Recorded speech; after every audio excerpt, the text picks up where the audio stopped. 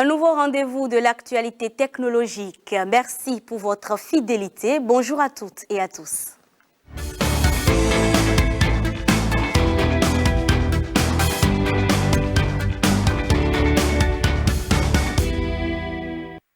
À la une de l'actu du net, l'UNESCO adopte un premier test mondial encadrant l'intelligence artificielle. Après l'ONU qui demandait un moratoire en septembre dernier sur l'intelligence artificielle, c'est au tour de l'UNESCO de s'intéresser à la régulation de cette technologie. Selon l'institution, il est urgent et essentiel de développer des pratiques et des cadres réglementaires solides qui garantissent que cette technologie est bien utilisée au service du bien commun. C'est le travail qu'a engagé l'UNESCO il y a 2 ans et qui aboutit aujourd'hui à un test historique adopté par ses 193 États membres.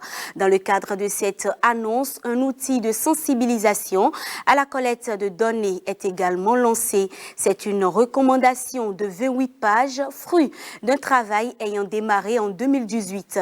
L'UNESCO liste également des actions que les signataires du dit document devront réaliser, notamment la mise en place d'un outil législatif pour encadrer et surveiller l'intelligence artificielle dans leur pays, afin de garantir une sécurité totale pour les données personnelles et sensibles. Et Facebook veut redonner plus de contrôle à ses utilisateurs frustrés par le contenu apparaissant sur votre feed Facebook. Eh bien, le réseau social, toujours sous le feu de critiques, travaille à une solution qui vous donnera un peu plus de contrôle sur les éléments qui vous seront présentés. C'est via un communiqué publié sur le blog officiel de Meta que le réseau social a annoncé le début de cette phase de test. Elle débutera dans un premier temps avec un petit pourcentage d'utilisateurs qui auront la possibilité d'ajuster différents curseurs pour contrôler le contenu apparaissant sur leur timeline. Les bêta-testeurs pourront jouer sur différents types de publications. Il sera possible donc de favoriser le contenu familial et privé au détriment des groupes et des pages suivies ou inversement. Avec cette initiative, Facebook se montre ouvert à une ère où ses utilisateurs jouiraient d'une expérience plus personnelle. Le test s'étendra aussi aux entreprises et publicitaires dont l'action est cruciale pour Facebook.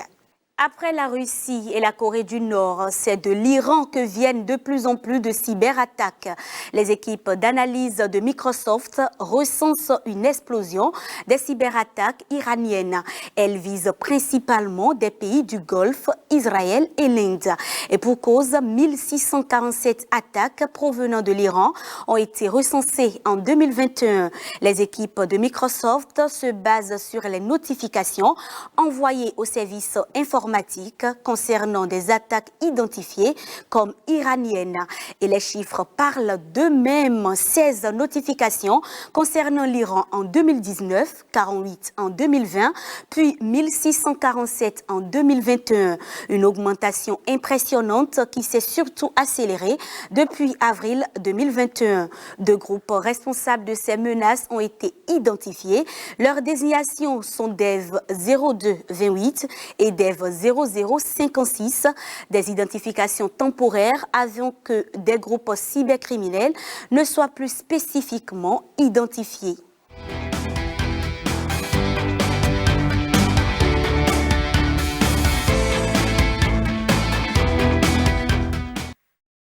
Aussi appelée infos, une fake news est une information mensongère que l'on fait volontairement circuler pour porter préjudice à une cause ou à une personne. Ces informations ont pour but de tromper le lecteur. L'objectif est de le manipuler pour notamment l'inciter à relayer ces fausses informations sur les réseaux sociaux. Comment les reconnaître et surtout comment les signaler? Le Bénin dispose désormais d'un site internet. antifakenews.bj. Donc, comme un moteur de recherche, vous venez ici, vous rentrez le mot que vous voulez. Je ne sais pas, on va essayer avec Bani Kouara. Voilà. Donc, j'ai tapé Banikwara et il y a déjà une information qui a été déjà traitée et qui s'est révélée fausse. D'accord? Donc, vous n'avez pas besoin, quand vous venez sur la plateforme, de créer forcément un compte. Vous avez la possibilité de le faire ici.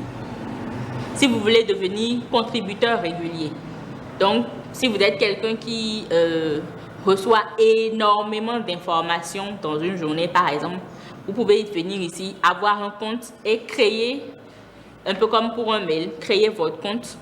Et à chaque fois que vous voulez faire des demandes, vous rentrez juste les informations qu'il faut avec un support de preuve. Ça peut être une vidéo, ça peut être un texte, un lien, pour que l'équipe de fact-checker qui est derrière puisse, en se basant sur cette information que vous voulez vérifier, faire le travail de fact-checking derrière. Donc, voilà un peu comment la plateforme marche.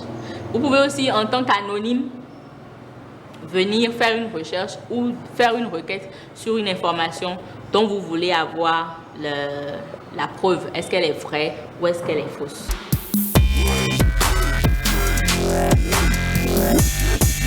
Quand l'information est trop belle pour être vraie, première chose, ne pas la partager.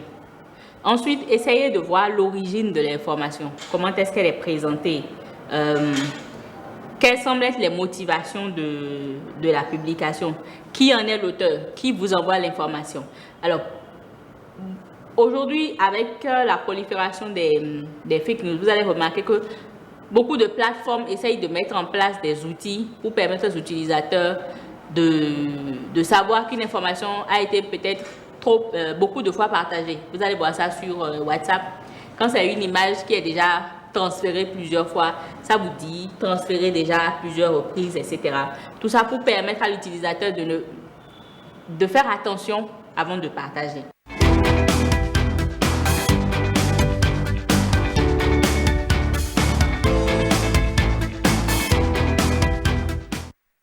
Pendant longtemps, le Bénin en a importé. Désormais, une start-up locale révolutionne le secteur et en crée sur place. Il s'agit des feux tricolores Made in Benin. Nous étions dans leur atelier de fabrication. Du constat que on a remarqué que sur nos carrefours, soit les carrefours sont munis de feux qui ne fonctionnent pas, ou c'est là, c'est endommagé.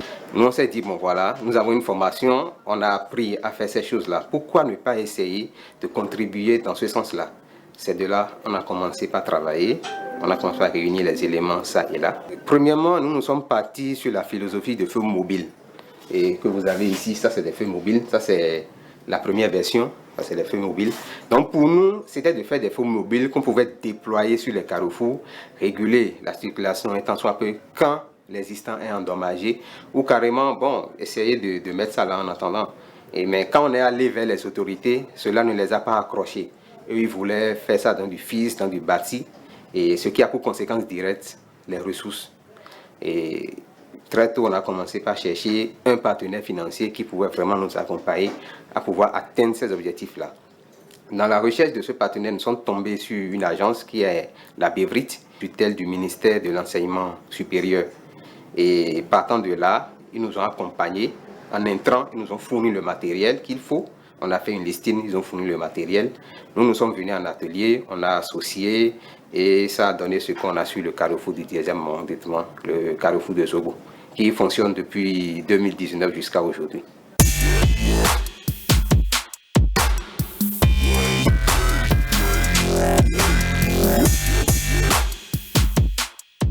Ce qui rentre dans l'électronique de nos feux tricolores, c'est ici que nous réalisons. Nous partons d'abord de l'édition numérique du fichier. Ça, c'est un réseau finalisé.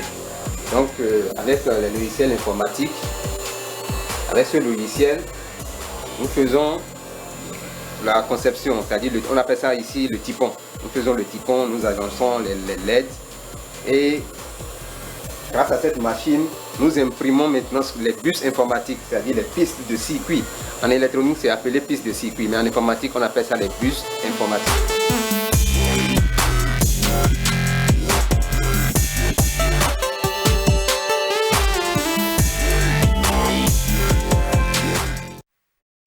Une innovation à encourager. Merci à ces jeunes qui créent et innovent dans le secteur du numérique au Bénin.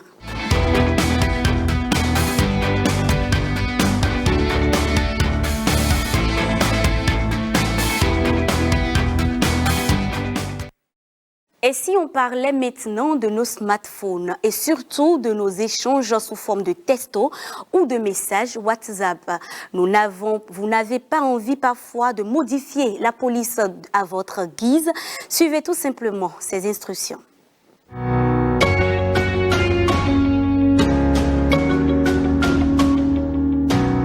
Pour un téléphone Android, entrez dans Paramètres.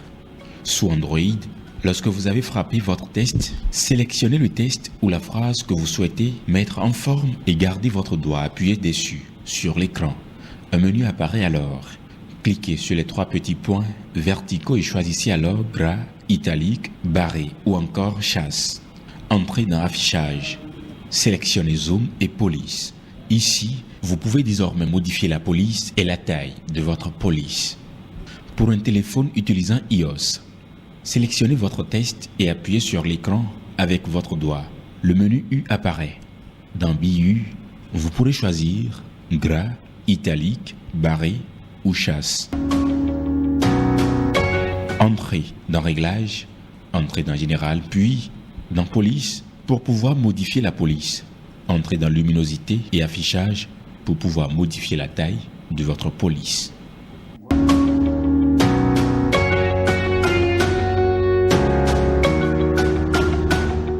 Merci à vous, Marcella Rossi, la voix derrière ces instructions. Ce sera tout pour aujourd'hui. Merci et à bientôt.